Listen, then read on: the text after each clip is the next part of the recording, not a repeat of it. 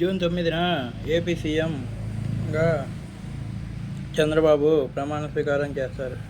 అమిత్ షా ఈ మాటలు ఎవరో కాదండి, అమిత్ షా గారు అన్నారు. ఏ సర్వే వాళ్ళలో చెప్పలేదు. మన హోంమంత్రి అమిత్ షా గారు, కేంద్ర హోంమంత్రి అయిన అమిత్ షా గారు ఈ మాటలు అన్నారు. మరి ఏంటి ఆ మాటలు అంటే ఒకసారి చూద్దాం. న్యూఢిల్లీ కోస్తా లీడర్ ప్రతినిధి.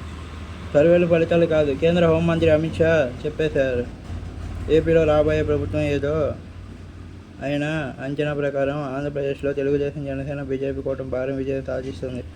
కూటమి 145 స్థానాల్లో విజయం సాధిస్తుంది. అలాగే 23 లోక్సభ స్థానాల్లో విజయకేతనం ఎగరవేస్తుంది.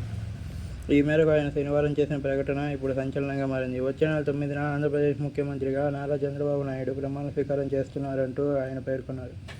పోలింగ్ సరళిని బట్టి తెలుగుదేశం విజయం ఖాయమని పరిశీలకులు, విశ్లేషకులు షెడ్యూల్ విడుదలకు ముందు వెలువడిన దాదాపు రువుకు పైగా ఈ విధంగా అమిత్ షా గారు అయితే ఈ విధంగా చెప్పినట్టు మనకు ఒక ఆర్టికల్ అయితే వచ్చింది. ఇంతే అండి. మరి మీరేమనుకున్నారు? నేనైతే జూన్ 9న మరి చంద్రబాబు వస్తారనుకుంటున్నాను. మరి చూడాలి, మరి జగన్ గారు వస్తారో లేదా జగన్ గారు కంటిన్యూ చేస్తారో లేదా చంద్రబాబు గారు మళ్ళీ సీఎం అవుతారో చూడాలి. మరి ఇంతే. Thanks for watching.